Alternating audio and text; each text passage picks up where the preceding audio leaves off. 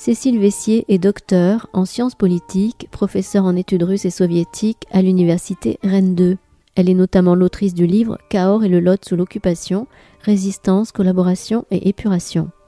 Vendredi 20 juin 2025, la librairie Ombre Blanche recevait Cécile Vessier autour de son ouvrage Dénazifier, le cas de la Gestapo toulousaine, publié aux éditions Loubatière, en présence de l'historienne contemporanéiste Élérica Leroy, spécialiste de la résistance à Toulouse. Bonne écoute.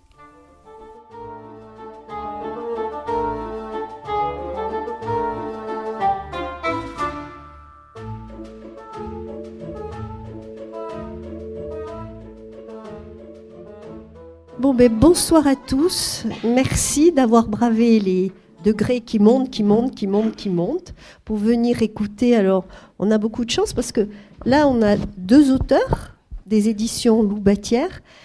Cécile Vessier, qui est notre invitée en priorité, autour de ce grand livre, Dénazifier, le cas de la Gestapo toulousaine, et Élérica Leroy, qui a aussi écrit un livre aux éditions Loubatière sur la mémoire de la Seconde Guerre mondiale et à Toulouse, que vous avez présenté d'ailleurs au musée de la Résistance, je crois, il n'y a pas longtemps, non ?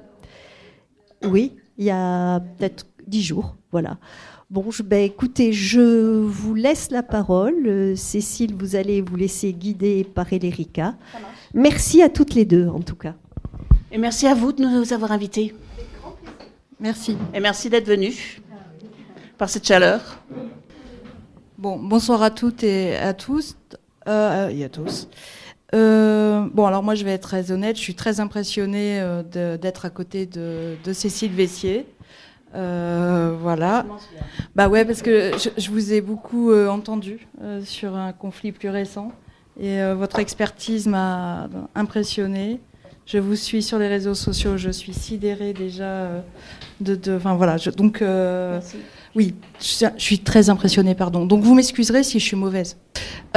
Cécile, pour vous présenter rapidement, vous êtes originaire du Lot.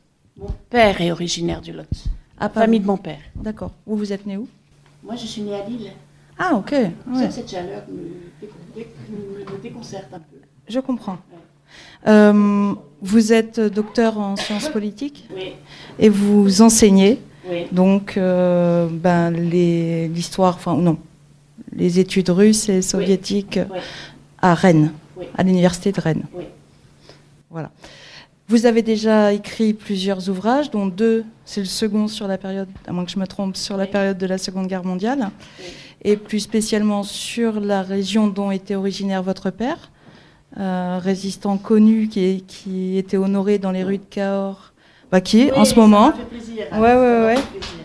Il y a son portrait. Des grands panneaux. Oui, magnifique. Avec les portraits de personnes qui ont joué un rôle pendant la guerre, qui ont dans la résistance ou autrement.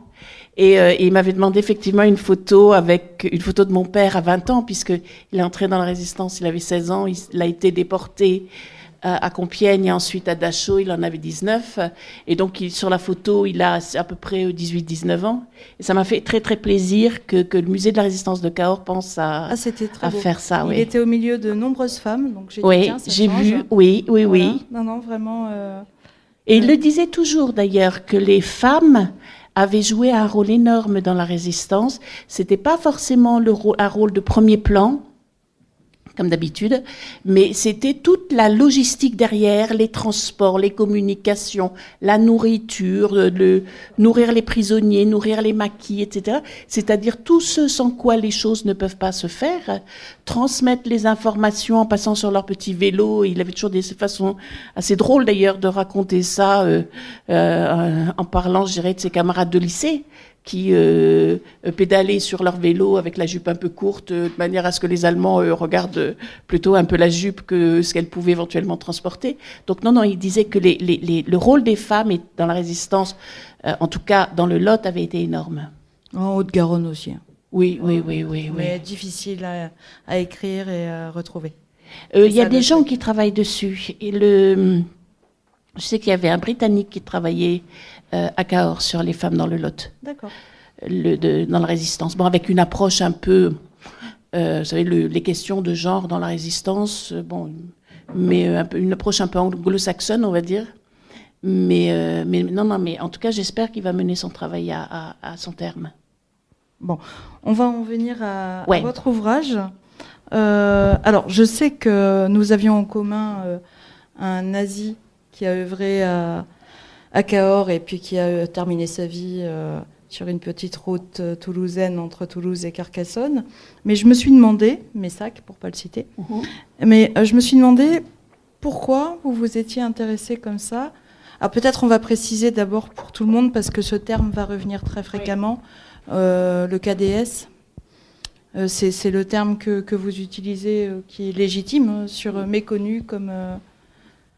C'est-à-dire, en fait, là où les mots sont importants, c'est que ça dévoile vraiment des réalités. En France, on parle de quoi ? On parle de la Gestapo. Avec ce mot qui immédiatement fait peur, je dirais rien que dans ses sonorités. Donc, dès qu'on voyait des Allemands, c'était « Ah, la Gestapo arrive ». Sauf que, d'abord, il y avait différents Allemands. Il y avait des Allemands qui représentaient l'armée, qui n'étaient pas forcément des anges non plus, je veux dire, contrairement à ce qu'on a dit pendant longtemps. Il y avait des Allemands qui représentaient, entre guillemets, l'administration.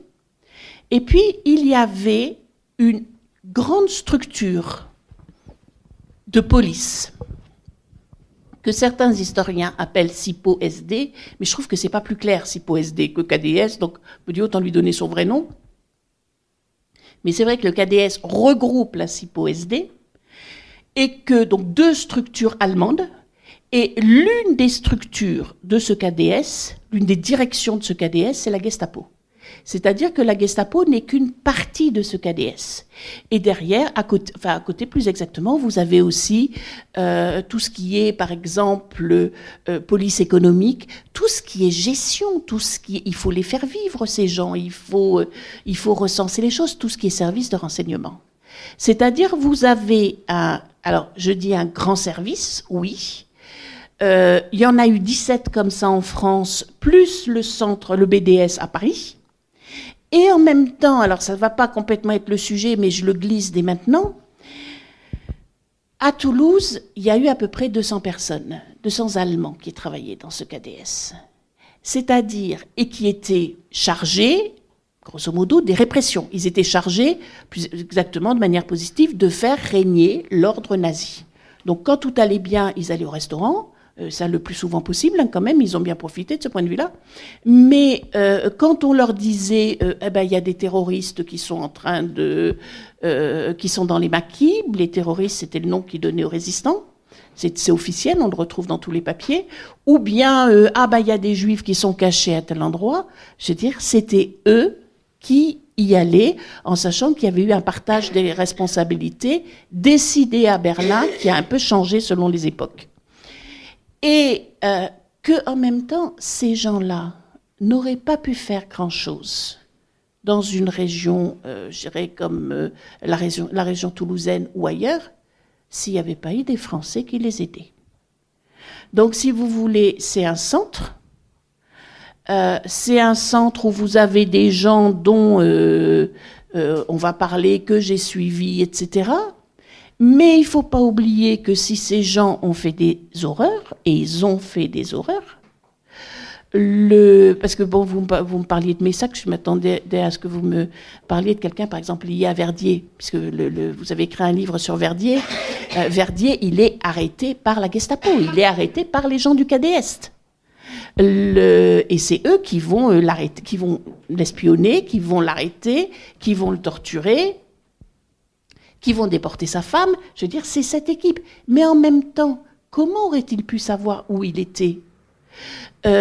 Où il habitait, comment pouvait-il savoir, par exemple, ce qui se passait à Figeac et qui était résistant ou pas résistant ? C'est en ayant un certain nombre de collaborateurs français.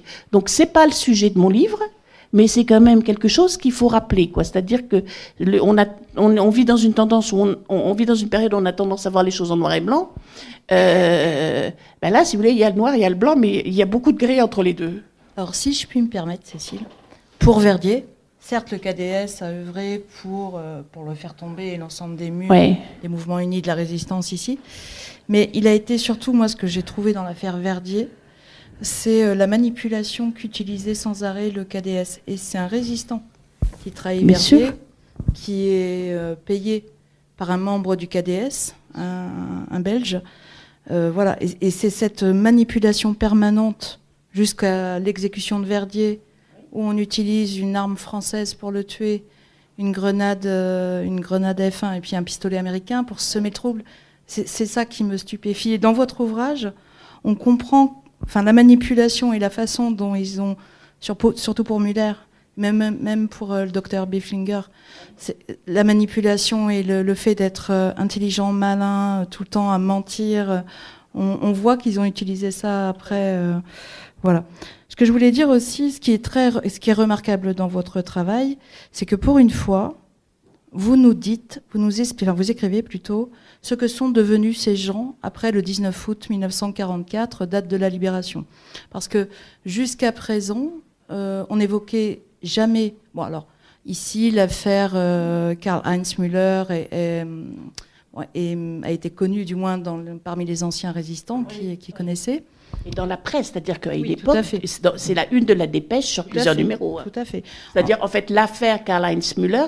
Karl-Heinz Müller, c'était le nazi, SS ou pas SS. Là, si vous voulez, on rentrera dans les détails, c'est encore une histoire compliquée, je dirais, assez typique du régime, qui était à la tête de la Gestapo, c'est-à-dire à la tête de la direction 4 du KDS. C'est-à-dire, c'est lui qui a mené les répressions. C'est lui qui s'occupe des arrestations, qui s'occupe des déportations. C'est son boulot. Il a une formation de policier. Policier avant la guerre, plutôt garde-frontière. Et il fera une très belle carrière après la guerre de policier dans sa ville natale et puis ensuite à 40 km de sa ville natale. Et à un moment, il a été retrouvé. Donc l'affaire Müller, c'est le moment où, à la fin des années 70, les Klarsfeld le retrouvent. Et là, alors là, je dirais, mais vous savez, c'est la perversité dont vous parlez, c'est-à-dire que on pourrait se dire, on ne sait pas finalement ce qu'ils avaient dans leur tête. Et moi, c'est ça qui m'intéressait, c'est me dire, mais qu'est-ce qu'ils avaient dans leur tête, ces gens qui ont assassiné des millions de personnes. Le petit niveau, le plus grand niveau, qu'est-ce qui leur passait par la tête quand ils étaient chez nous, quoi, grosso modo, pour dire les choses clairement, à arrêter nos voisins, nos parents ou nos grands-parents. Et en fait, ce qui est frappant, c'est que ils n'ont rien assumé du tout. Ces gens-là, précisément. C'est-à-dire Müller, quand il est retrouvé, il y a une série de gags où il dit « Ah, mais je ne suis pas Müller, non, vous confondez. Non, c'est une grande saloperie, je ne suis pas Müller, vous me confondez avec quelqu'un d'autre. » Ils ont tous un peu fait le truc en disant « Non, vous me confondez avec quelqu'un d'autre. » Puis alors, si vous voulez, je peux vous dire, ayant fait les recherches, que chercher à Müller en Allemagne... Dieu merci, il avait quand même ce double prénom, parce que si c'était appelé simplement Karl ou simplement Heinz, je ne sais pas si j'y serais parvenue. Là, au moins, il y avait ce double prénom et au moins, j'avais la date de naissance. Mais sinon, chercher le Müller, je disais non, à Toulouse, il y avait un autre Müller et vous le confondez. C'est-à-dire que ce sont des gens, on aurait pu dire 30 ans après, peut-être ce que j'espérais, moi, il nous aurait dit, on a été emporté par une machine de propagande. Je pense qu'il y a beaucoup d'Allemands ordinaires qui ont été emportés par une machine de propagande. Et ça, c'est quelque chose qui m'intéresse, c'est quelque chose qui rejoint complètement mes travaux sur l'Union soviétique, mes travaux sur la Russie actuelle. Et puis, je veux dire, nous, on n'est pas à l'abri non plus, hein, vous savez, d'être emportés par des machines de propagande. C'est pas un truc qui concerne simplement... Donc ça, c'est quelque chose qui m'intéresse, de me dire, on se trouve emporté par des paroles, par des espèces de narratifs. Et puis, le gars, 30 ans plus tard, qui se dit, mais... Voilà ce que j'ai fait, j'ai du sang jusqu'aux épaules. Et en fait, pas du tout. Pas du tout, c'est-à-dire que il n'a rien. Donc ça a fait un scandale à Toulouse et dans la dépêche, parce que les anciens déportés disaient, nous, on voudrait qu'ils viennent en France, et puis on va le rejuger en France. avec justement les éléments factuels. Lui disant c'est pas moi, et puis non, je veux surtout pas aller en France, et j'ai une santé délicate. Donc ce qui veut dire que cet homme a été jugé en son absence en 1953, condamné à mort, à une époque où il était déjà redevenu commissaire de police. Et il a fait donc une belle carrière, et il est mort sans avoir jamais été rejugé. Mais que malgré tout, l'Allemagne est redevenue démocratique. Alors, je pars. Moi, je me demandais depuis combien de temps pourquoi vous avez entrepris ce travail? Parce que vous avez croisé de nombreuses archives. Moi, j'ai travaillé les mêmes que vous, c'est-à-dire le tribunal militaire de Bordeaux, les archives du tribunal militaire de Bordeaux, qui a jugé le KDS de Toulouse. Quand on dit KDS de Toulouse, c'est quand même un ensemble, au bien delà du bassin toulousain, les autres départements à côté. Mais vous avez aussi consulté de nombreuses archives en Allemagne, les dossiers de dénazification. Moi, j'étais très impressionnée par la multitude de sources. Vous vous êtes rendu sur place plusieurs fois, vous racontez arpenter les rues, les cimetières pour chercher la tombe de... C'est qui, Sourd que vous cherchez au cimetière? Ouais. Que je n'ai pas trouvé d'ailleurs. Voilà. Alors Sourd, c'est le 3e chef du KDS qui s'est suicidé. Voilà. Donc il en reste 2 chefs du KDS. Enfin voilà. Alors je reviens à ma question. Depuis quand vous avez en tête ce projet voilà, et pourquoi? En fait, ça fait très très longtemps, effectivement. Puisque, par exemple, je regardais la première fois que j'étais allée à Ludwigsburg, je vous expliquerai ce qu'est Ludwigsburg, c'était en 2015. C'est-à-dire que concrètement, c'est quelque chose que je mûris depuis plus longtemps, mais où concrètement, quand j'ai des vacances l'été, que je peux aller à tel endroit ou à tel endroit, la première fois c'était en 2015. Donc ça fait au moins 10 ans que petit à petit, je fais les choses. Donc Ludwigsburg, et j'en parle dans le livre, c'est un lieu qui a été créé en Allemagne par les Allemands en 1958. Quand ils ont commencé à se rendre compte qu'il y avait eu quelques problèmes, j'irais, avec leurs braves soldats, et ils ont créé un endroit pour enquêter sur les criminels de guerre nazis. Donc c'est le moment où ça commence à bouger. Vous voyez, en 45, 50, 53, ils disent non, nos braves garçons n'ont fait que leur devoir. Et puis en 58, ça commence à bouger. Donc ils ouvrent ce bureau d'études sur les crimes nazis, qui ne va pas amener des procès retentissants, mais qui par contre va constituer des belles archives. Et donc effectivement, je suis allée dans ces archives où il y a des dossiers absolument fabuleux encore à exploiter. Je suis allée dans les archives de l'armée allemande. Alors en fait, c'est assez compliqué, je dirais, pour moi, de travailler avec les archives allemandes parce qu'elles sont sur plusieurs sites.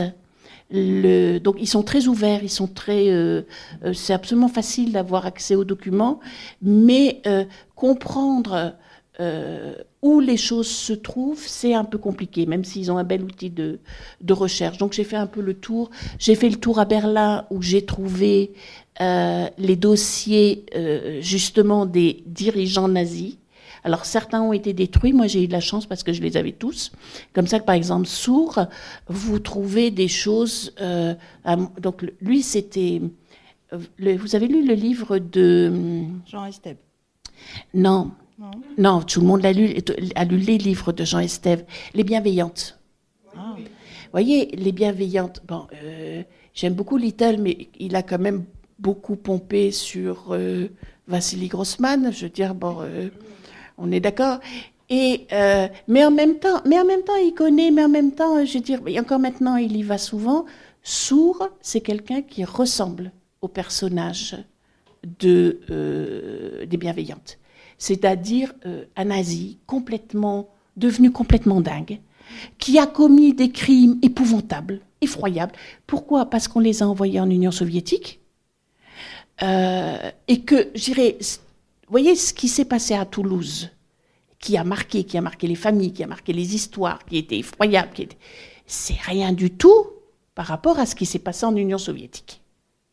Où je dirais, un oradour, c'est là où vous avez un oradour, là-bas vous en aviez 40 par jour.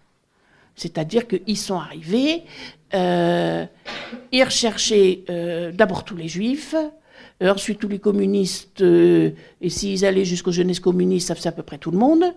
Ils ont brûlé des villages entiers. Ils ont brûlé des gens, je dirais, par milliers. Bon, c'était absolument affreux. La Shoah par balle, c'était une monstruosité totale. Et lui, il a participé à tout ça. Et grosso modo, et ça d'ailleurs on le sait par Müller, est-ce que c'est vrai, est-ce que c'est pas vrai, il est devenu braque.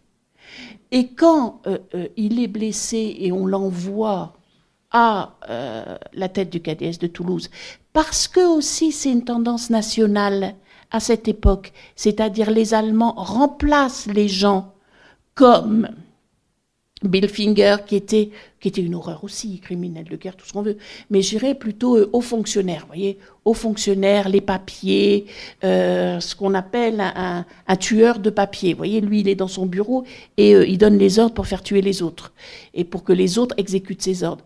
Et là, on envoie un type qui est dans le sang jusqu'aux oreilles, qui est complètement foudingue, et on l'envoie à la fin de 1943 avec, je vous dis, des mouvements absolument similaires en France. Et c'est là où la terreur va réellement se déclencher.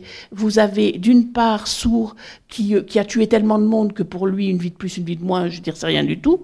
Plus Müller, vous savez, c'est Hans Zwei, on me donne l'ordre, je le fais, je dirais le policier qui a aussi trouvé le goût à ces meurtres. Donc on va avoir toute cette terreur qui commence à partir de la fin 1943, d'autant plus que c'est l'époque où la résistance est beaucoup plus active et beaucoup plus dynamique, donc il y a beaucoup plus de choses aussi à réprimer. Ok. Et donc, si vous voulez, donc oui, pour ce Sour, j'avais trouvé tout son dossier, y compris quand il a voulu se marier avant d'être envoyé en Union soviétique. Il fallait qu'il envoie, qu'il passe. Alors, c'est un truc qui est connu par les historiens, mais c'est vrai que quand vous voyez les documents, c'est un peu étrange. Il fallait qu'il envoie toute une série de documents, de photos, de lui, de sa femme, des certificats médicaux, pour montrer qu'ils étaient bien ariens tous les deux et qu'ils allaient faire des beaux petits bébés ariens. Et il passait devant une commission où on regardait comment était faite la jeune fille, est-ce qu'elle pouvait avoir des enfants, est-ce qu'on était sûr que vraiment il n'y avait pas de source douteuse dans son héritage génétique, etc. C'est-à-dire une intrusion dans la vie privée qui est maximale aussi chez ces gens-là. Et donc, en fait, j'ai fait toutes ces archives. Et puis, c'est vrai que je suis allée sur place. Je suis allée sur place parce que, en fait, ça ajoute plus de questions. Je voulais voir, par exemple, la ville où Müller, enfin les deux villes où Müller avait été chef de la police. Je voulais voir les endroits où ils habitaient. Bon, et en fait, quand je vois les choses, quand je vois, par exemple, qu'il était chef de la police, il est à 30 km de Bergen-Belsen. Et on ne peut pas ne pas savoir. Donc se pose la question, est-ce qu'il savait ou pas? Tout le monde savait. Parce que maintenant, certains habitants de cette ville le disent, parce que c'était fait pour que ça se sache. Donc, je voulais voir ces lieux. Et ça, pourquoi je dis ça pose des questions? Parce que vous arrivez dans deux petites villes absolument merveilleuses. Des villes touristiques, avec des maisons, comment on dit, à Colombage. Vous dites que ça ressemble un peu, il y a un petit air de Toulouse. Il y en a une à Lunebourg, effectivement, ça ressemble un peu à Toulouse, il y a de la brique rouge comme ça. C'est joli, c'est bourgeois. Et vous vous dites, mais qu'est-ce qui est passé par la tête de ces gens pour qu'ils deviennent des criminels à ce point? Et vous regardez, donc, alors, je parlerai de la chose très positive qui s'est passée dans ces villes, parce que la dénazification, elle s'est faite chez eux, par eux, mais beaucoup plus tard. Et au départ, le nazisme va commencer par les meurtres de juifs. Et vous regardez les pourcentages, vous avez 0,1% de juifs. Et vous dites, mais on a cultivé la haine comme ferment d'une société, comme moyen d'idéologisation d'une société, à partir d'un problème qui n'existait pas, même numériquement, si vous voulez. Et ça, on a besoin de le voir. Et Dieu merci, j'avais en fait sur les gens qui ont travaillé à Toulouse, j'avais un peu 2 centres. J'avais un centre qui était justement la Basse-Saxe avec Lüneburg et Celle, et d'autre part le Württemberg avec tout ce qui est autour de Stuttgart. Et là aussi, alors Stuttgart a été détruite et reconstruite, mais là aussi, vous regardez, vous dites, vous avez une nature magnifique, vous avez des vignes, vous avez une industrie qui marche, vous avez une bourgeoisie, vous avez une tradition, alors soi-disant une tradition, ça je maîtrise moins bien cette région-là, mais de démocratie et d'ouverture. Qu'est-ce qui les a amenés à ce genre de choses? Et si vous voulez, quand je dis qu'est-ce qui les a amenés à ce genre de choses, c'est pas simplement historique, c'est-à-dire que je me dis toujours qu'est-ce qui fait qu'on n'y est pas amené? Qu'est-ce qui pourrait faire qu'on agisse de la même façon, et qu'est-ce qui pourrait faire qu'on n'agisse pas de la même façon? Et une des raisons pour lesquelles j'ai fait ce travail, c'est aussi ça. Il y avait un peu la curiosité, vous savez, que sont-ils devenus? Mais il y avait aussi vraiment la question, c'est comment on sort d'une situation où on a commis en tant que nation, en tant que société, tant de meurtres. Comment on sort de ça? Et je me suis rendu compte que c'était beaucoup plus facile d'être fille, petite fille de résistant, même si il y a toutes les histoires de déportation qui traînent, tous les cauchemars et toutes les horreurs. C'est beaucoup plus facile que d'être fille ou petite fille nazie. Hein. Quand vous lisez, je dirais, les témoignages des enfants, des petits-enfants de nazis, c'est quand même un vrai cauchemar d'assumer ça.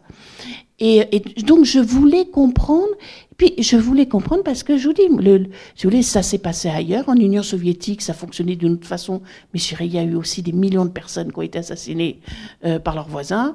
Quand on voit la guerre de la Russie contre l'Ukraine, ça fonctionne sur d'autres mécanismes, mais c'est le même type d'horreur qui se répète. C'est-à-dire que les horreurs, vous voyez, il y en a un certain nombre, et rien ne nous garantit que ça n'arrivera pas jusqu'à chez nous. Si vous voulez, je pense nos grands-parents qui étaient à Toulouse, ils s'attendaient pas à voir arriver, vous voyez, des hordes de nazis claquant des bottes, leur disant comment il fallait vivre. Donc ça peut arriver, ou on peut se retrouver embrigadé, j'irai par ce type de discours. Et ça, c'est quelque chose qui est vraiment au cœur de ma réflexion et personnelle. Me dire comment ça arrive, quels sont ces gens, qu'est-ce qui les fait marcher. Oui, on voit, hein, vous y faites souvent référence dans toutes les analyses des parcours des uns et des autres. Hein, vous citez souvent le travail de Johann Chapoutot. Oui. En fait, Chapoutot, c'est un grand historien du nazisme. Il y a des choses avec lesquelles je ne suis pas du tout d'accord avec lui. En revanche, il y a des choses qui sont remarquables chez lui. Et notamment, je crois qu'il est à peu près le seul à s'être posé une question centrale, c'est qu'est-ce qu'ils avaient dans la tête, ces Allemands, ces nazis? Comment ils raisonnaient? Et moi, c'est une question sur laquelle j'ai travaillé dans le cas soviétique, et qui me semble absolument indispensable. C'est-à-dire qu'à un moment, par exemple, je le cite, il dit, vous voyez, quand les Allemands disaient, par exemple au procès de Nuremberg ou à d'autres procès, je ne suis pas coupable, nicht schuldig. Bon, si vous voulez, vous tombez à la renverse en vous disant ils se moquent du monde. Mais en fait, non. C'est parce qu'ils avaient une sorte de construction de pensée où, pour eux, assassiner, par exemple, un juif ukrainien, ça n'était pas négatif. C'était quelque chose qu'on lui demandait, c'était quelque chose qu'on lui avait appris. Ça faisait des années qu'il y avait toute cette propagande qui lui disait ce sont des nuisibles. Je ne sais pas si vous avez vu les films de propagande, vous savez, quand les Allemands comparaient les Juifs à des rats, et puis vous voyez les rats qui se répandent partout, etc. Ce que Vassili Grossman, j'irais à décrire en disant, si vous voulez, avant de faire commettre des massacres massifs, il faut générer la haine. Et la haine, c'est quelque chose que vous allez avoir dans votre tête en vous disant tel type de personne est nuisible, tel type de personne doit être éliminé. Les gens, alors là je suis tombée en plus un peu par hasard, mais pas par hasard parce que ça faisait partie vraiment du système nazi sur les euthanasies de gosses, les gosses qui étaient euthanasiés parce qu'ils étaient un peu faiblards, les malades qui étaient euthanasiés, soit parce que, je dirais, il n'y avait pas forcément, je dirais, tous les 100% d'un point de vue intellectuel ou d'un point de vue physique, mais je dirais des gens qui pouvaient parfaitement vivre quasiment normalement, et qui sont euthanasiés parce que on met dans la tête des gens l'idée que quelqu'un qui n'est pas un grand arien en pleine forme, capable de courir le 100 mètres en moins de 2 secondes et demie, finalement ne vaut rien, n'apporte rien. Et que même pour lui, il sera plus heureux s'il est éliminé. Et ça, Chapoutot, il a bossé là-dessus et je trouve que son travail sur la façon dont pensent les nazis est remarquable. Parce que le problème, il est là. Le problème, il est dans ce que les gens ont dans leur tête. Et vous regardez, je ne vais pas me lancer là-dedans parce que sinon on y est encore demain matin, vous pouvez regarder toutes les guerres en cours actuelles. Le problème, il est que chacun, je dirais des peuples en conflit, a une sorte de conception qui lui a été inculquée dans les écoles, par la propagande, par la télévision, etc. Et que le vrai problème, contrairement à ce que je pensais au départ, c'est pas uniquement de sanctionner ceux qui ont commis des crimes, c'est vraiment de nettoyer les cerveaux, parce que sinon ça revient. Et nettoyer les cerveaux, c'est quand même quelque chose, c'est un gros travail, et c'est un gros travail qui s'est fait en Allemagne par la population allemande, et qui, par exemple, s'est pas fait en Russie, je dirais, pour 90% de la population, malheureusement. Donc ça, c'est quelque chose qui me passionnait. Oui, alors vous avez analysé justement tout ce processus. Moi, j'ai appris énormément de choses. Pourtant, je travaille le sujet, mais j'ai découvert tout ce processus de dénazification. Alors, vous exposez tout le déroulement du processus judiciaire en France, mais vous basculez en Allemagne jusqu'à une Allemagne plus contemporaine. Vous montrez, mais est-ce que vous pouvez nous expliquer ce qu'est ce processus, comment s'est mis en place ce processus de dénazification en Allemagne? On est en 1945, la guerre est gagnée, tout le monde sait qu'il y a eu des horreurs sans nom, jamais vues, commises par les nazis. Les villages brûlés, les gens martyrisés, les chambres à gaz. Donc cette volonté de... Alors, vous voyez, j'hésite sur les mots, de sanctionner, en disant ils ont tué des milliers de personnes, il faut qu'ils payent, ou justement de faire payer. Ou de donner peut-être, ce que certains avaient déjà en tête, une autre norme. Et le problème avec l'Allemagne nazie, c'est que il y avait des dirigeants. En fait, la question va très vite se poser. Dans ce genre de cas, vous sanctionnez qui? Est-ce que vous sanctionnez ceux qui ont donné les ordres depuis leur bureau et qui ne sont pas forcément allés sur le terrain? Est-ce que vous sanctionnez les gens qui ont tué, qui ont fusillé, qui ont torturé? Mais en général, c'était le petit niveau, ça, c'était les exécutants. On leur disait... alors peut-être qu'ils étaient un peu sadiques sur les bords, mais enfin, je veux dire, chacun a une part de sadisme sans doute en soi. On leur disait, tiens, tu prends ce gars-là et tu le fais parler. Puis en plus, il y a les copains, et en plus, on vient de boire un petit coup avant. Donc, il faut montrer qu'on est capable de le faire. C'est ceux-là qu'on va sanctionner. Mais ceux qui ont donné, les intermédiaires, ceux qui ont donné les ordres, par exemple les Billfinger, les sourds, etc., qu'est-ce qu'on leur fait à eux? Donc, si vous voulez, la question, c'est déjà qui on sanctionne en sachant qu'on ne peut pas fusiller tout le monde non plus. Et la question est d'autant plus complexe qu'en Allemagne, il y avait quand même toute une population qui était intoxiquée. C'est-à-dire, oui, il y a eu des résistants en Allemagne. Oui, pas énormément, mais enfin bon, il y en a eu. Et je dirais la Rose Blanche, ces jeunes de Munich qui... je veux dire, il y a eu des gens remarquables. Il y a eu des gens qui ont caché des juifs. Il y a eu... mais je veux dire, c'est quand même pas la norme.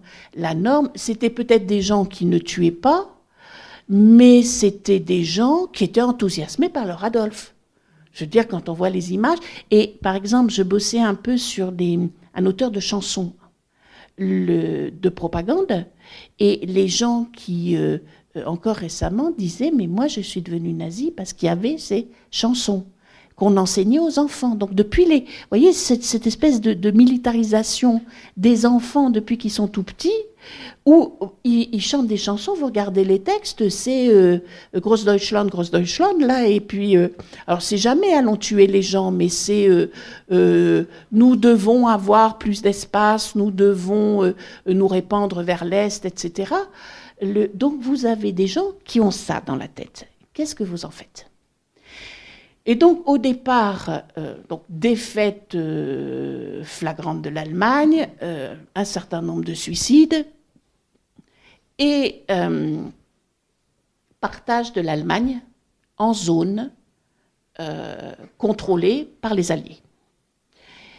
Et donc les 3 alliés occidentaux, donc Grande-Bretagne, États-Unis, France, et les soviétiques qui, eux, ont fait, gérer comme ils voulaient, comme ils l'entendaient, pas comme ils disent d'ailleurs, mais en tout cas de manière différente. Donc moi, je regardais la partie occidentale.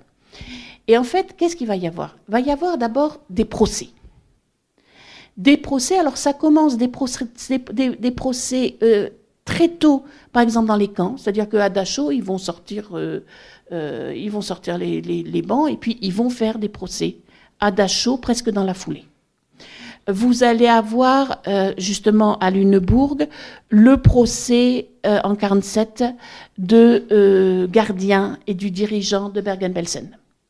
Et plus bien évidemment le procès de Nuremberg, où on va juger là les plus grands dignitaires nazis. Et en fait, qu'est-ce qu'on cherche dans un procès comme ça? Bien sûr qu'on veut sanctionner, mais on veut aussi que les choses soient dites. Et pour moi, le mérite du procès de Nuremberg, c'est que les choses ont été dites au moins en partie.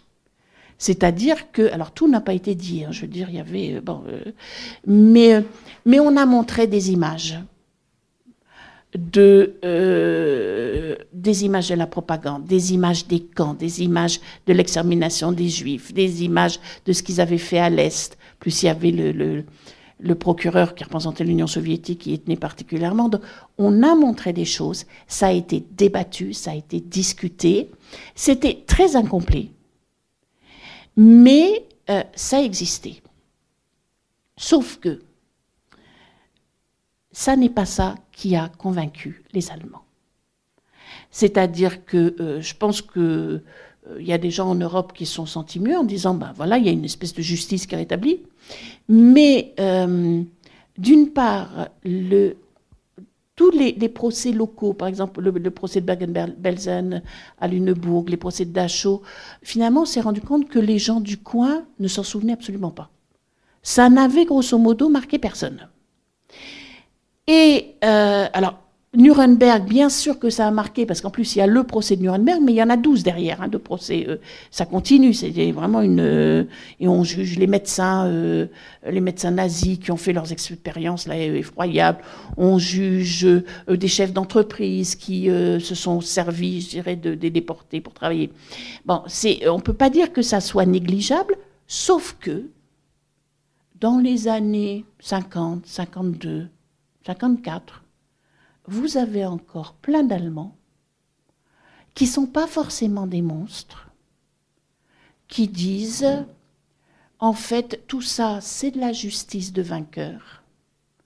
Nos garçons ont fait ce que font les soldats dans toutes les guerres et ce qu'on leur a dit de faire. C'est-à-dire qu'il n'y a pas de conscience que c'est une guerre monstrueuse. Et dans ce sens, ces procès, ça ne sert pas à dénazifier. Et moi, je disais au départ, par exemple, quand j'en parle, c'est vraiment un sujet dont on parle beaucoup, par exemple, avec des opposants russes. qui disent mais comment on ne s'est pas encore sorti des crimes staliniens que on se retrouve, je dirais, avec les crimes commis par la Russie en Ukraine. Comment va-t-on pouvoir sortir de tout ça? Il nous faut un Nuremberg. Moi, je leur dis, mais non, un Nuremberg, ça, c'est peut-être nécessaire, c'est peut-être important. Ça ne suffit pas, c'est pas ça qui change ce qu'il y a dans la tête des gens. Mais il faut sans doute que ça ait lieu. Et donc, il y a eu ce procès, enfin, ces procès, pardon, cette vague de procès. Il y a eu les procès qui se préparaient en France, qui se faisaient en France, dont le procès du KDS, là dont on est. Alors là aussi, c'est merveilleux parce qu'on a des archives formidables. Et je ne sais pas si vous avez, je pense que vous avez dû avoir le même sentiment que moi, c'est-à-dire que on lit les témoignages des gens qui ont été déportés et qui ont été arrêtés, qui ont été torturés, qui ont été déportés. Et puis on lit ce que disent les Allemands arrêtés ou leurs témoins, et on a l'impression d'être dans deux réalités qui n'ont rien à voir. À part pour Karl Ehrlich, voilà. Qui dit un peu plus. Parce qu'il était déjà en prison, il était déjà condamné, et c'est un petit gars de niveau complètement inférieur, mais dont on se rend compte qu'il ment quand même pour couvrir certaines personnes. Mais sinon, on a l'impression, vous savez, d'avoir des officiers germaniques qui n'ont fait que leur devoir. Et puis, alors ceux du bas vous disent ah bah oui, moi j'ai peut-être un peu, mais c'est parce que j'en avais l'ordre, et vous savez très bien qu'un soldat doit obéir aux ordres. Et ceux d'en haut disant ah mais moi je n'ai jamais donné l'ordre de torturer, c'est complètement incompatible avec ma dignité d'officier allemand. Bon. Et vous dites comment font les juges? Et là, on se rend compte de quelque chose qui est absolument passionnant, c'est qu'est-ce que vous jugez? Quels sont vos critères pour juger? C'est-à-dire que, en fait, la notion de justice, en tant que telle, n'existe pas. Et on le voit très très bien, et c'est pas une critique du tout, hein, c'est juste la justice, elle est humaine. Et on voit très très bien la façon dont ça a changé. C'est-à-dire qu'à l'époque, il y a eu un gros travail de recherche qui a été fait. Mais la justice considérait qu'on ne pouvait condamner quelqu'un que pour ce qu'il avait fait de ses mains. C'est-à-dire, est-ce qu'il a tué tel déporté, tel paysan, tel juif de ses mains? Et là, vous vous dites, premièrement, ça veut dire que tous ceux qui étaient dans les bureaux à remplir des papiers puis à envoyer là, leurs troupes de choc sur le terrain peuvent dire « Ah, moi, j'ai tué personne de mes mains ». Et c'est vrai, ils ont juste donné les ordres. Et en plus, vous savez, les Français... ils ne savaient pas que c'était M. Müller ou M. Bilfinger. Je veux dire, ils voyaient quoi? Ils voyaient des Allemands, des grandes choses blondes, en uniforme un peu terrifiant, avec des armes. Donc, ils ne connaissaient pas du tout leur nom, sauf, et on en revient, je dirais, d'où l'importance du réseau Morange, qui lui a mis des noms sur les choses. Sinon, ils ne connaissaient pas les noms. Je vais vous dire, hein, s'il y a une occupation, le premier truc à faire, c'est vous repérer les noms des gens qui sont sur le terrain, quoi, hein, les noms, si possible, les adresses et les dates de naissance. Mais là, c'était pas fait. Donc, les gens disaient, oui, il y a des Allemands qui sont arrivés, par exemple, dans notre maquis, ou il y a des Allemands qui sont arrivés chez nous, qui ont arrêté tout le monde et qui ont flingué la moitié des personnes. Et on disait, mais c'est qui? C'est un tel ou c'est un tel? Ah bah, c'était un grand blond avec une casquette. Mais bon, ça fait sourire, mais c'est quand même extrêmement compliqué. Ce qui n'est plus du tout le cas actuellement. Regardez les procès qui ont lieu en Allemagne, et qui sont d'ailleurs un peu contestés, y compris par exemple, Serge Klarsfeld. Maintenant, qu'est-ce qu'on fait? On juge des gens de 90 ans, parce que quand ils avaient 17 ans, par exemple, ils étaient cuisiniers dans un camp d'extermination. Parce que la conception actuelle, c'est de dire quelqu'un qui a travaillé dans une structure criminelle, porte à son niveau, alors s'il était cuisinier, c'est pas la même chose que s'il était chef du camp, une partie de la responsabilité. Ce qui a quelque chose d'un peu gênant quand les gens ont 90 ans, mais en même temps qui est peut-être plus juste de dire que de dire finalement les très hauts s'en échappent et les très bas s'en échappent. Donc en tout cas la conception de la justice a changé, et ce que la justice a compris, c'est que les procès c'est aussi important pour les victimes, pour entendre dire les choses, pour entendre dire que c'est pas normal que les choses comme ça se passent. Mais pour tout ça, il a fallu des décennies. Donc là, il y a eu ces procès, les procès de Nuremberg et autres, il y a eu les procès français. Et moi, ce que j'ai découvert, parce que alors là, j'avais aucune... C'est que dans les archives allemandes, c'est que nos Allemands, qui n'étaient pas... c'est même pas qu'ils n'étaient pas convaincus que, par les crimes commis par leurs soldats, c'est qu'ils considéraient que leurs soldats n'avaient pas commis de crimes. Et donc, ils ont monté une petite cellule d'assistance juridique pour envoyer des avocats allemands, francophones, ex du parti nazi, donc ils connaissaient bien l'histoire, pour aller défendre leurs camarades devant le tribunal militaire de Bordeaux. Et vous vous dites, est-ce que ça prouve, je dirais, le respect des droits humains qu'il y avait en France, ou est-ce que c'est pas quand même une naïveté absolue d'accepter, je dirais, vous voyez, 8 ans après la guerre, ce type de défense. Et en tout cas, donc les Länder allemands ont financé ces avocats qui venaient, et puis surtout, ils ont constitué, et là aussi on a l'impression d'être dans un autre monde,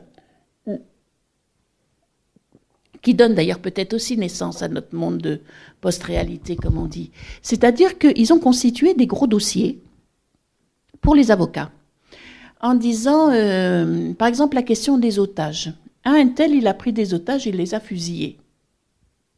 Oui, mais regardez dans l'histoire, c'est une pratique qui a été adoptée par beaucoup de monde. Oui, mais regardez les Français l'ont fait aussi. Oui, mais regardez le texte, par exemple, de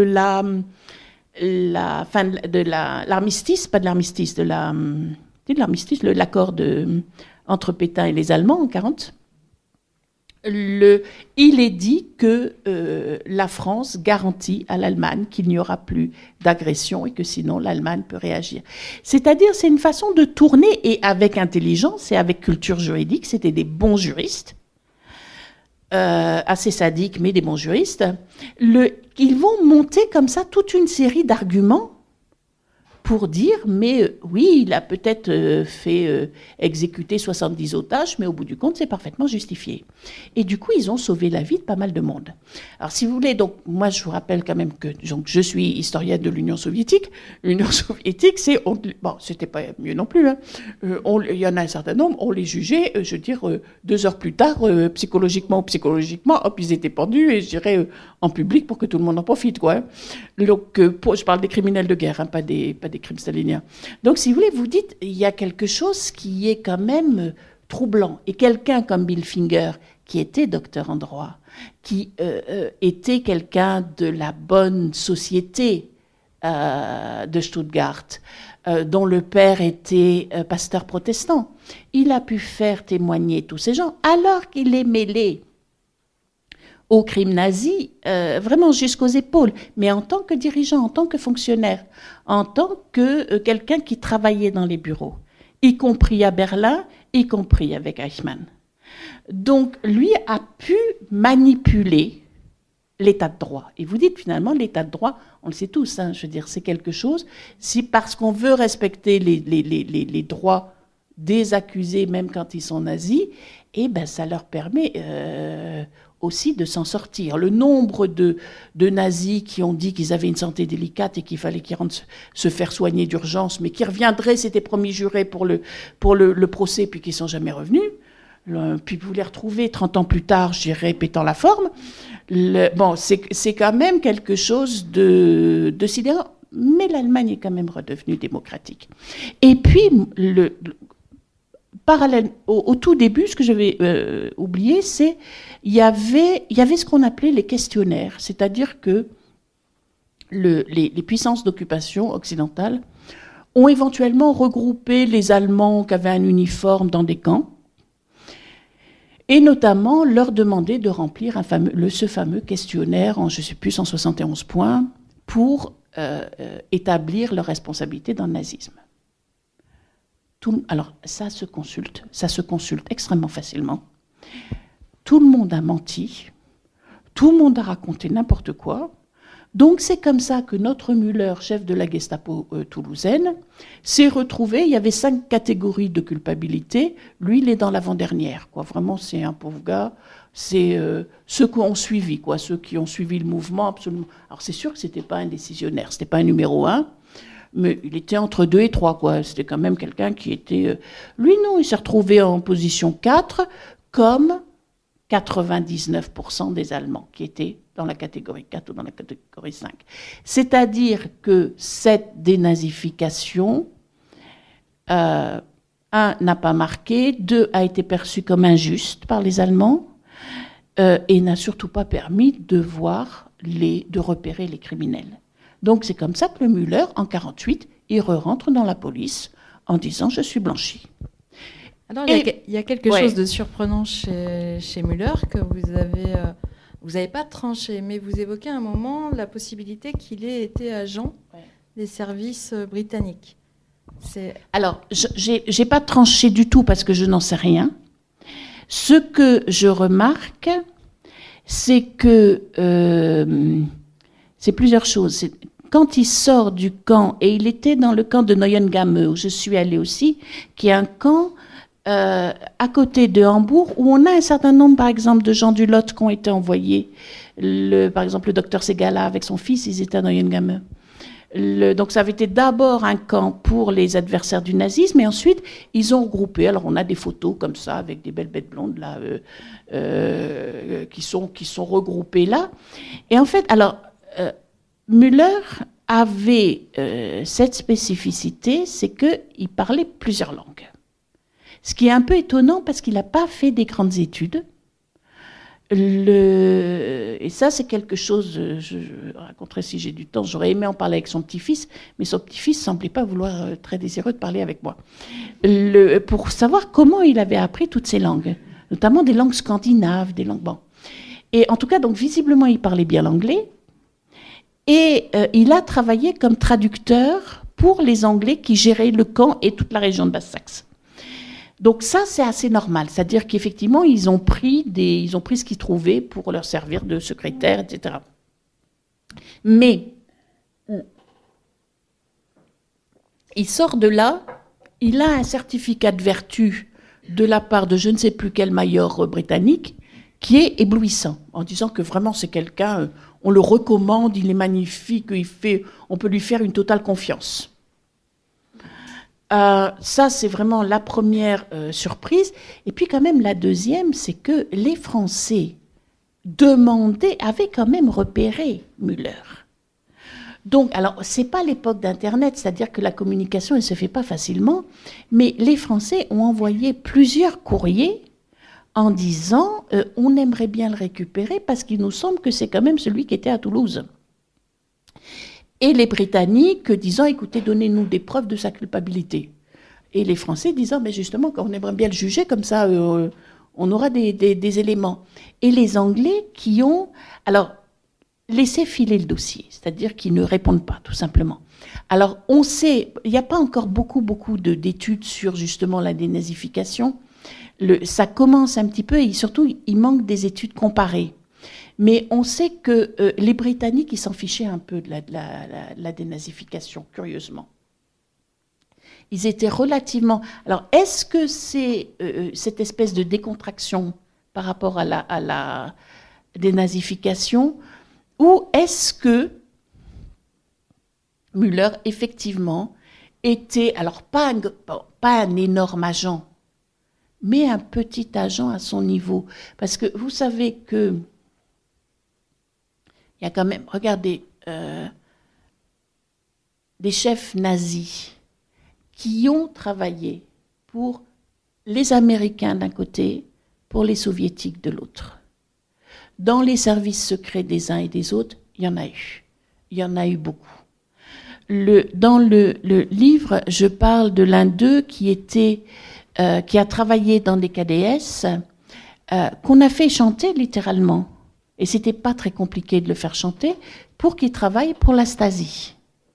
Donc, il y a eu beaucoup de ces anciens nazis qui ont ensuite été utilisés dans le contexte de guerre froide, de guerre idéologique, par les services secrets de l'Ouest comme de l'Est. De manière un peu différente, mais des deux côtés. Donc je me dis, est-ce que Müller, qui était proportionnellement un petit poisson, mais qui était un policier, formé comme policier et parlant plein de langues, qui s'est retrouvé à un moment, après sa libération de camp, à faire la liaison entre les services administratifs de la ville de Lüneburg et ceux des forces d'occupation britanniques, il est possible qu'il y ait un petit quelque chose comme ça. Mais ça, par contre, j'ai aucun... si j'avais vu son petit-fils, j'aurais pu lui poser la question directement. Peut-être un jour. Hein. Oui. Il y a bien la petite fille de Messac. Oui. Pour terminer, parce que l'heure... Et juste, non, je voudrais juste dire une chose, vous voyez. Mais après, je vous donne la parole. Vous voyez, il y a tous ces éléments où je vous dis ça n'a pas marché, ça n'a pas marché. Vous savez, à partir du moment... comment ça a marché, finalement? C'est-à-dire que, mine de rien, ces procès, d'abord, ils vont révéler des choses. Un procès qui est un tournant, et je lisais d'autres livres, et c'est le procès Eichmann. C'est-à-dire, vous savez, vous vous dites, ok, c'était des braves soldats, ils ont fait leur devoir, etc. Et puis vous avez le procès Eichmann, où vous voyez, dans lequel d'ailleurs Bill Finger a été cité, où vous voyez toutes ces monstruosités. Dans un cadre de droit, vous voyez, il a le droit à la parole, tout est bon. Et vous voyez toutes ces monstruosités. Et là, on est 15 ans après la guerre. C'est-à-dire qu'il y a aussi, par exemple, des gens qui avaient 10 ans à la fin de la guerre, qui en ont 25 et qui se disent, mais c'est quoi ce ramassis d'horreur? Donc, des procès comme ça, de réels criminels de guerre, va y en avoir de manière régulière. Et les Allemands, qui ne sont plus tout à fait ceux de la guerre, il y a du temps qui a passé, vont prendre conscience. Et vous avez des livres qui commencent à paraître. Vous avez des films qui commencent à paraître. Moi, je suis en fait assez époustouflée par le poids et l'impact justement de films, de livres. Des fois, on a l'impression que c'est juste des mots, juste des images. Non. Ça permet aux gens de réfléchir, ça permet aux gens de comprendre. Et vous avez d'autres générations qui arrivent et qui veulent comprendre. Et qui veulent savoir. Vous voyez, vous êtes là pourquoi? Vous voulez savoir ce qui s'est passé il y a 80 ans. Et chacun ici a son histoire personnelle, a son rapport au nazisme, à l'occupation. Et ces histoires, elles sont toutes différentes. Et en Allemagne, c'est pareil, sauf qu'il y a eu plein de silence. Et les gens qui arrivent dans les années 60, vous voyez, les enfants, qui se disent, et je le cite par exemple dans le cas de ce juriste qui a défendu les criminels nazis en France, et puis donc il est professeur de son université de Marbourg, et puis ces étudiants qui disent, mais attendez, c'est le même qui, pendant la guerre, était juge militaire et condamné à mort des petits troufions allemands de 17 ans parce qu'ils avaient déserté. Et ils vont retrouver ces textes et ils disent, mais ces textes, c'est du droit nazi. C'est-à-dire le droit nazi, c'est assez simple. Hein, c'est pour les ariens, ils ont toujours raison, et les non-ariens n'ont jamais raison. Je veux dire, on ne peut pas plus simple. Et c'est expliqué de manière un peu plus lourde, on va dire. Et en fait, cette génération des années 60 qui va commencer, je dirais, à parler, alors avec tout le côté des fois excessif, c'est-à-dire c'est aussi des gens qui vont mettre des bombes. Parce qu'ils disent, mais on n'en veut pas de cette société de vieux nazis. On ne veut pas d'un monde où les nazis ont récupéré des places de premier plan dans le gouvernement, dans la justice, dans l'enseignement.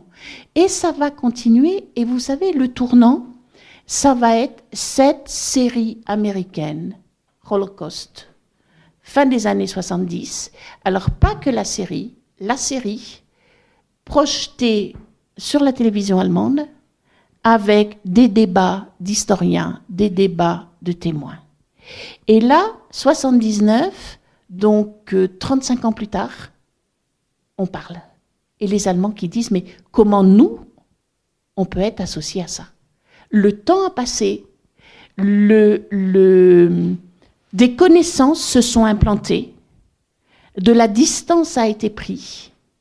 Et là, on va avoir, et ça, moi, c'est vraiment quelque chose auquel je veux rendre hommage, on va avoir, à partir de la fin des années 70, tout un travail mené par des communautés d'Allemands sur le terrain, dans ma ville de Lüneburg, dans la ville de Celle, des jeunes, des moins jeunes, qui vont écrire des livres sur ce qu'a été le nazisme dans leur ville, qui vont faire des expositions, qui vont réfléchir ensemble, réfléchir en communauté.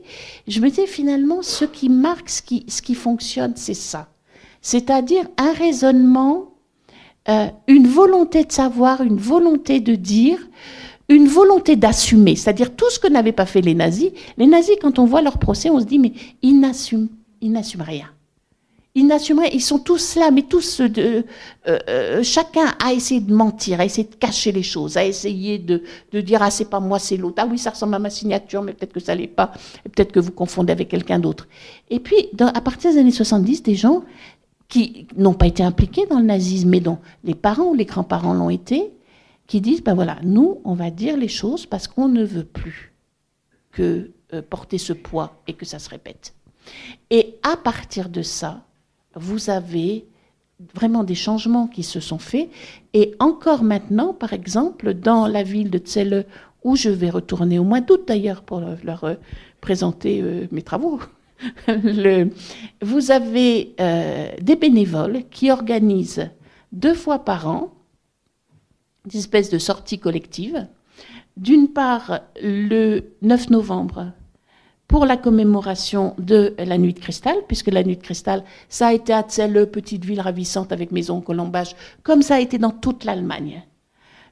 À différence qu'à Celle, ils n'ont pas brûlé la synagogue parce qu'ils ne pouvaient pas, sinon ils mettaient le feu à tout le quartier. Mais c'est juste la seule raison. À Lüneburg, ils l'ont détruite comme ailleurs, comme à Berlin, comme partout. Donc, tous les 9 novembre, vous avez des groupes qui font visiter, qui font un parcours de voilà ce qu'était la ville à l'époque du nazisme, voilà ce qui s'est passé, voilà ce qui s'est dit. Et tous les 8 avril, le 8 avril, s'est passé d'ailleurs à peu près de la même façon à Celle et à Lüneburg, ce qu'ils appellent avec poésie la chasse aux lièvres. C'est-à-dire que vous aviez des wagons de déportés qui se sont retrouvés coincés, pour certains à Lüneburg, pour d'autres à Celle, qui ont été bombardés, puisque c'était vraiment la période des bombardements massifs. Des déportés ont pu s'échapper. On leur a tiré dessus, alors les Allemands leur ont tiré dessus, et puis certains ont réussi à se cacher. Et là, il y a eu une chasse aux lièvres avec la participation des gens de la ville, alors, et toujours pareil, toujours avec cette haine, on leur a dit, vous savez, ce sont des gens nuisibles, qui sont porteurs de maladies, etc., donc vous devez les dénoncer ou les exécuter vous-même. Et donc, certains en ont tué dans leur jardin, quoi. Donc, tous les 8 avril, et ça, on n'en a pas parlé en Allemagne, jusque dans les années 90. Et maintenant, tous les 8 avril, vous avez des visites sur les lieux de commémoration, y compris au cimetière où vous avez, j'irai, des marques. Donc, une prise en charge par la société des horreurs commises par les parents, par les grands-parents. Et ça, c'est ce qui a fonctionné. C'est-à-dire que la dénazification, c'est vraiment quelque chose qui se fait en plusieurs étapes, chacune étant sans doute indispensable, et qui marche à partir du moment où c'est pris en charge. Merci beaucoup, Cécile. Il est 19h. Non, s'il y a des questions dans la salle. Merci beaucoup pour votre exposé. Moi, je voulais vous demander parce que vous avez fait les liens entre le nazisme et la Russie, et pourtant aussi c'est un fait que pendant la Deuxième Guerre mondiale, il y avait 250 000 Ukrainiens qui étaient du côté des nazis. Et du coup, qui étaient même, de ce que je sais, qui ont fait des cruautés sur les villages ukrainiens, notamment. Et même les nazis étaient surpris, choqués par la cruauté. Et est-ce que vous aussi étudiez cette question? Et qu'est-ce que vous pouvez dire, peut-être? Merci. Très bonne question, je vous remercie. Vous êtes d'où? Russie, Ukraine. Et où exactement? Je suis née à Kharkov. Où ça? Kharkov. Alors, vous voyez, là, c'est là où je dis, ces questions, asseyez-vous, n'ayez pas peur, parce que je suis partie pour un moment. Ces questions, ce sont toujours des questions brûlantes. Alors, vous me dites, vous avez raison, je m'avance pas sur le chiffre, mais il y a eu 250 000 Ukrainiens qui ont été du côté des Allemands. Il y a eu combien de millions d'Ukrainiens qui étaient dans l'armée soviétique? Je regardais sur Wikipédia, 4 millions. Au moins. C'est-à-dire que, et vous pouvez le regarder dans la région aussi, dans tous les territoires occupés par les Allemands, il y a eu des collaborateurs. Ici aussi, il y a eu des collaborateurs. Vous voyez, j'ai commencé avec ça. En Bretagne, où j'enseigne, les Allemands sont arrivés avec exactement les mêmes promesses qu'ils ont faites en Ukraine, qu'ils ont faites en Lettonie, qu'ils ont faites en Estonie, en disant « on vous donnera l'indépendance ». Et pourquoi, par exemple, les Ukrainiens, puisque prenez cet exemple, ont-ils été particulièrement sensibles? Vous savez comme moi que les Ukrainiens voulaient leur indépendance depuis 1918, au moins, qu'ils avaient proclamé l'indépendance la première fois. Vous savez comme moi que les Ukrainiens, donc, qui ont été occupés par les nazis, avec toutes les cruautés dont j'ai parlé, vous voyez, les villages brûlés, etc., ont été soumis, comme une grande partie de la population soviétique, à des crimes épouvantables de la part du pouvoir soviétique. Le crime le plus épouvantable en Ukraine étant celui du Golodomor, c'est-à-dire où des millions de paysans, au cours de la collectivisation, ont été sciemment mis dans des conditions où ils sont morts de faim, sur de la terre à blé. Il n'y a pas qu'en Ukraine que ça s'est passé. Ça s'est passé au Kazakhstan, et ils le commémorent. Ça s'est passé en Russie. Venez pas m'enseigner l'histoire russe, s'il vous plaît. Ça s'est passé en Russie. Et moi, je vous pose une question. Pouvez-vous m'expliquer pourquoi cette monstruosité du pouvoir soviétique, du pouvoir stalinien, est commémorée et pleurée en Ukraine et au Kazakhstan et ne l'est pas en Russie? La vie d'un Russe, ça ne vaudrait rien, mademoiselle? Est-ce que ça veut dire que la vie d'un Russe ne vaut rien? Quand les Ukrainiens ont commencé, bien plus tard, à commémorer ce Golodomor, ils ont invité les représentants de la Russie. C'était à l'époque, vous êtes trop jeune pour vous en souvenir, c'était à l'époque M. Tchernomyrdin. Ça vous dit rien, Tchernomyrdin? Il a été ministre, c'était celui qui sortait toujours des petites phrases très drôles, là. Хотели получше, получилось как всегда. Vous voyez, il avait le sens, comme ça, de la philosophie. Et il a refusé en disant, qu'est-ce que je vais faire à une commémoration pour des millions de morts tués à cause de Staline. Donc, si vous voulez, effectivement, il y avait des Ukrainiens, comme il y a eu des Lettons, comme il y a eu, je vais dire peut-être, toute proportion gardée, hein, vraiment toute proportion gardée, quelques Bretons, je fais ça aussi, qui voulaient leur indépendance et qui, en Union soviétique, avaient toutes les raisons de se plaindre d'un régime criminel. Y a-t-il eu des collaborateurs ukrainiens et lettons? Oui, il y en a eu. Ont-ils été en minorité par rapport à ceux qui se battaient dans l'armée soviétique? Oui, c'était une minorité. Est-ce que certains d'entre eux ont été jugés? Oui. Une bonne partie d'entre eux, je dirais, c'est une question là aussi qui est délicate, a été jugée. Est-ce que ça justifie, en quoi que ce soit, la guerre que la Russie a déclenchée aujourd'hui contre l'Ukraine? Non. Je parlais du passé parce que ça m'a paru aussi intéressant. Bien sûr. De voir les raisons de collaboration massive. Oui, non, mais c'est tout à fait intéressant de voir. Vous savez, il y a eu une collaboration massive, alors on va en parler, de la part de la Russie aussi. Vous avez sans doute entendu parler de l'armée Vlasov. L'armée Vlasov, c'était quoi? c'était des Russes, alors vous savez, à l'époque, ils se concevaient plutôt comme soviétiques, hein, qui se sont retrouvés dans des camps allemands, notamment parce que Staline n'avait absolument pas préparé, comme vous le savez, l'Union soviétique à la guerre, qu'il ne croyait pas ses propres agents. Et quand on est allé les trouver dans la guerre, dans les camps, les Allemands sont allés les trouver dans les camps, et leur ont dit, est-ce que vous voulez monter une armée pour libérer la Russie des bolcheviks? Et par exemple, le général Vlasov, qui était un général très haut placé, a accepté. Donc, si vous voulez, et c'est une question qui fait controverse, si vous voulez, qui est très complexe dans le sens où, par exemple, Solzhenitsyn disait, c'est quelqu'un qui aimait son pays, qui voulait lutter non pas pour les nazis, mais qui voulait lutter pour libérer la Russie du pouvoir bolchevique.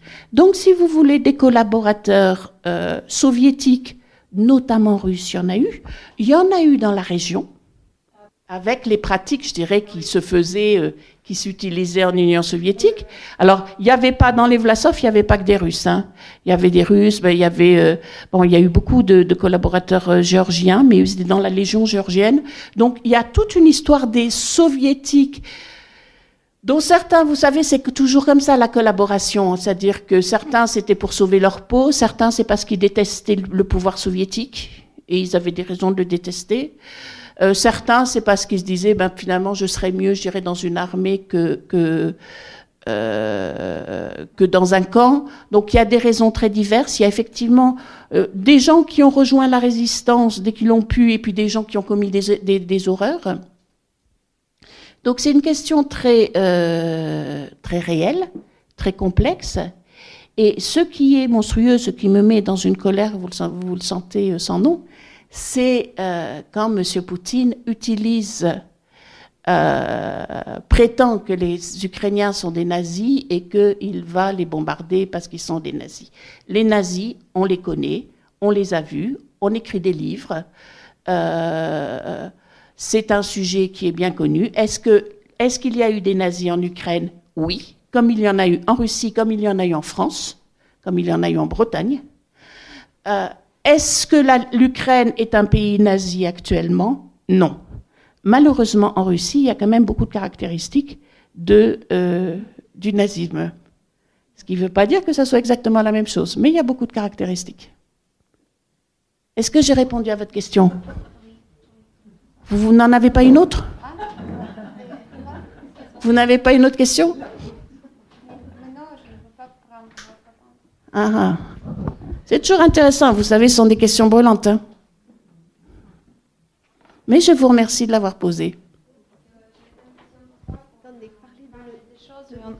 Oui, pardon. Quand on parlait des choses, mais on a mis certaines choses, j'ai l'impression, parfois.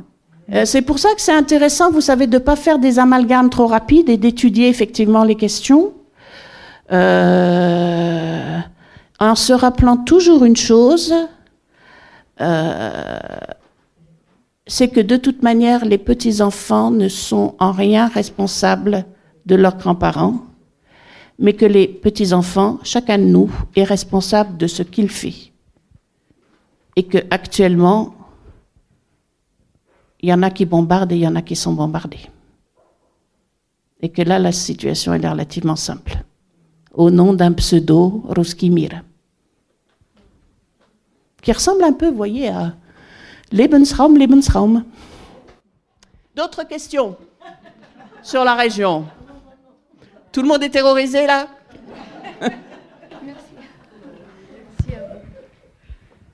Merci beaucoup de cette rencontre. C'est pas vraiment une question, mais il se trouve que j'ai vu il y a quelques jours sur Arte, en replay, un film ou un téléfilm allemand qui s'appelle La forêt silencieuse et qui raconte ce dont vous avez parlé sur la chasse aux lièvres. Et puisque ça se passe en 1999. Donc voilà, c'est un film allemand. Je voulais juste dire ça. C'est-à-dire qui raconte la façon dont les gens ont découvert ça? Alors, je ne sais pas s'il y a beaucoup de temps. C'est une jeune femme qui travaille dans les eaux et forêts et qui vient faire des fouilles à un endroit que, bon, je ne connais pas beaucoup l'Allemagne, donc je ne saurais pas vous dire où c'est, dans une forêt. Et notamment, elle recherche le corps de son père qui a disparu là 20 ans avant, lors de vacances. Et en fait, ce que montre le film, c'est que le père recherchait déjà les traces de cette chasse aux lièvres. Et que c'est les responsables de l'époque qui avaient tué son père. Oui. Et elle... Enfin voilà, c'est ce que raconte le... Donc je voulais juste le signaler. Moi, je l'ai trouvé très bien. Assez dur, mais très bien. C'est-à-dire qu'encore maintenant, il y a des choses qui ressortent en Allemagne. Moi, une des choses qui me frappe beaucoup en Allemagne, c'est il y a à la fois, vous voyez, ces mouvements citoyens de on veut savoir, et à la fois, par exemple, vous avez des groupes de familles qui disent on veut savoir ce qui est arrivé dans nos familles, parce que dans notre famille, c'est pas au niveau de la ville, au niveau de l'État, au niveau... Tout le monde s'est tu. Et comment on fait pour savoir ce qu'a fait notre grand-père quand on n'est pas historien? Et ce besoin de savoir et ces redécouvertes qui se font, parce que aussi, là je lisais un livre, là, en fait sur un des amis de Bill Finger, et il y a un historien britannique qui retrouve, qui étudie le parcours de cet ami, qui lui est mort ou a été tué en 1945, on ne sait même pas exactement, et qui retrouve les filles de cet homme. Et ces filles qui ont 80 ans, qui ne savaient rien, savaient juste que leur père était mort. C'est tout. Et donc, ces chapes de silence, et parce qu'il y a des historiens aussi, il y a des petits bouts comme ça qui émergent sur la vie de Bill Finger, sur la vie de Müller. Pour ça, je voudrais que les petits-enfants ils soient au courant.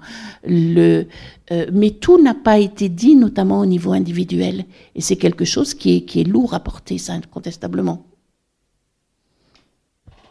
Je vous ai parlé de ce fameux Messac. Donc ce Messac, il est russe.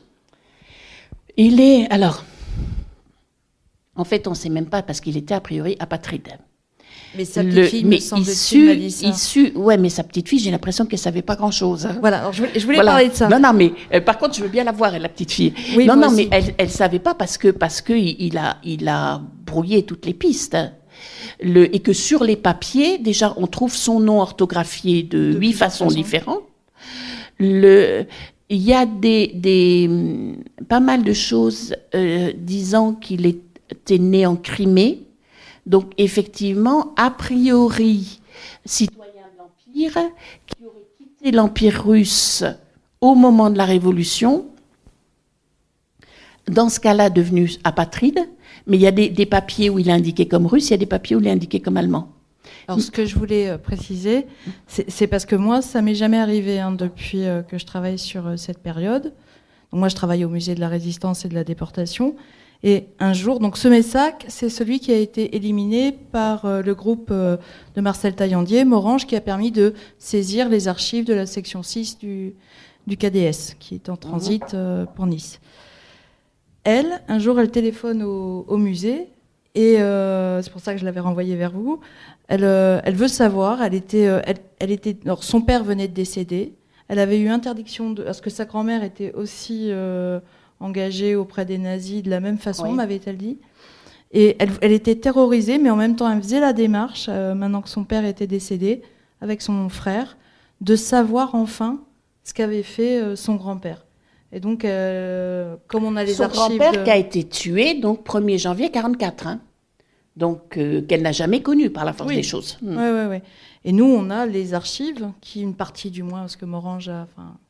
Ils ont fait le tri. Hein. Mais on a une partie des documents saisis par la Résistance, conservés aujourd'hui aux archives départementales. Et donc, elle était vraiment... J'avais trouvé cette démarche très touchante. J'avais jamais eu ce cas-là. Pourtant, on a des petits-enfants par exemple, le chef régional de la milice qui nous avait contactés. Mais elle, c'était pour dédouaner le grand-père qui avait été fusillé par Morange aussi. Voilà. Mais là, cette démarche-là, curieuse, sensible, très inquiète de ce qu'avait pu... Elle voulait savoir. Et ça, cette démarche-là, c'est vrai que je pense que ça lui était douloureux. Moi, j'avais jamais rencontré quelqu'un comme ça. Messac Soudi. Basile Et Messac Soudi. en fait, Messac, vous savez, c'est là où je dis le KDS, ça recouvrait des choses très diverses. C'est ce qu'on appelait à Cahors et à tort la Gestapo économique. C'est-à-dire, c'était au moment de la débâcle, beaucoup de véhicules avaient été cachés, par exemple dans l'Écosse, il y avait de l'essence qui était cachée, il y avait des pneus. Et lui, il avait monté, je dirais, son petit système économique au sein du KDS, où il payait des Français pour aller retrouver les véhicules, retrouver les pneus, retrouver l'essence, et il les payait très bien. Et dans les archives, notamment, justement, on a les reçus donnés 10 000 francs à un tel pour avoir trouvé telle voiture, etc.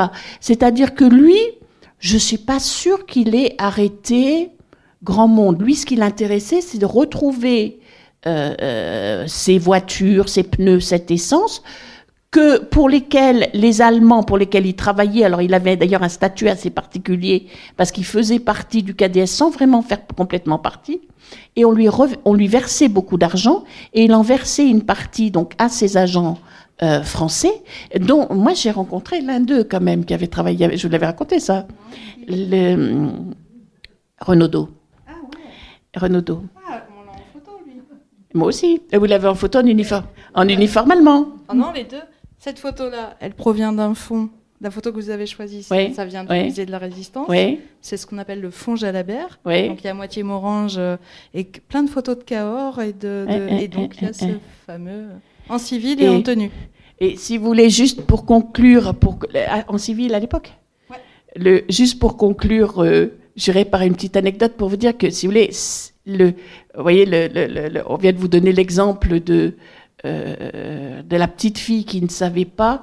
Un autre exemple, donc, ce Renaudot qui travaillait donc à petit niveau avec Messac, qui était un gars français comme chez français, originaire de Villeneuve-sur-Lot, qui était monté dans la région parisienne, qui était redescendu, etc. Bon, je le retrouve par miracle en passant par son fils.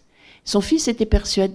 Alors, son fils savait que son père avait été déporté à Neuengamme, où ensuite il y avait Müller, et il était persuadé que son père était résistant. Et je l'appelle et j'appelle le fils et je dis, vous savez, j'aimerais beaucoup.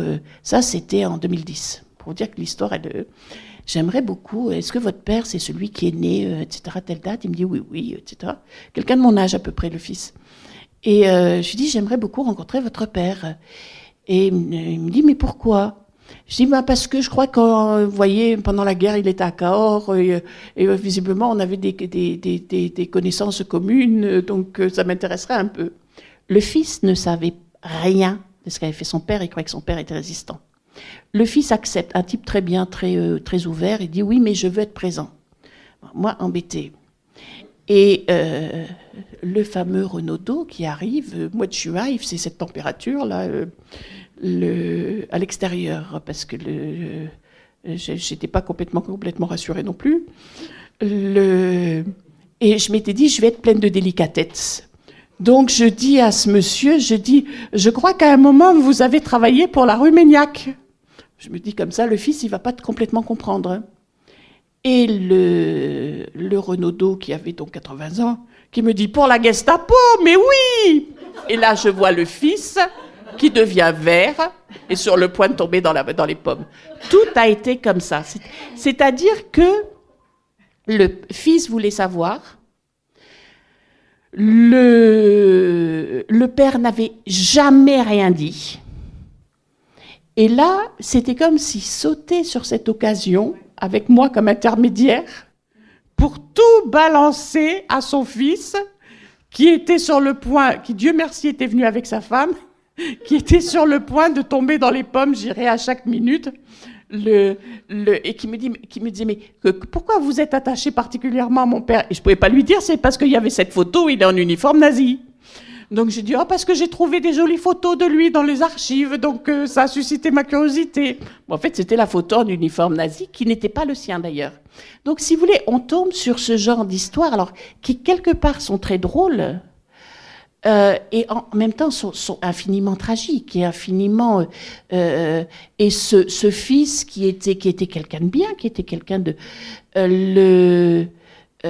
allait assumer cet héritage, et il me dit je vais aller dans quel fonds vous avez trouvé. Je dis écoutez, vous savez, attendez un peu le départ de votre père et ensuite vous irez voir, et qui m'a prévenu très gentiment de la mort de son père en disant mon père énigmatique est mort quelques années plus tard. Si vous voulez, c'est pas facile à gérer. Et autant que je sache, d'ailleurs, il n'est jamais allé dans les archives. Mais je pense qu'il a lu mon livre parce que je le remercie à la fin. Et ce sont des héritages qui sont très, très lourds à gérer. On les a en France. En Allemagne, il y en a plus encore. Donc ce sont des choses compliquées. Et en même temps, c'est vrai que c'est très curieux. Je crois que l'être humain a besoin de savoir d'où il vient, même si ça conditionne pas à 100% ce qu'il est. Il a besoin de savoir qui étaient les gens dans sa lignée. On ne peut pas dire on est apparu comme ça, je dirais, par l'opération du Saint-Esprit et basta. Ouais, mais ça ne fonctionne pas comme ça. Je pense, mais en même temps, je pense qu'il faut forcer personne, quoi. Je veux dire, c'est tellement, tellement individuel et tellement délicat. Et c'est là où on se rend compte que non, le fils ne répond pas du père, et que tout est individuel. Mais qu'il y a des parcours qui sont plus faciles à assumer que d'autres. Donc voilà.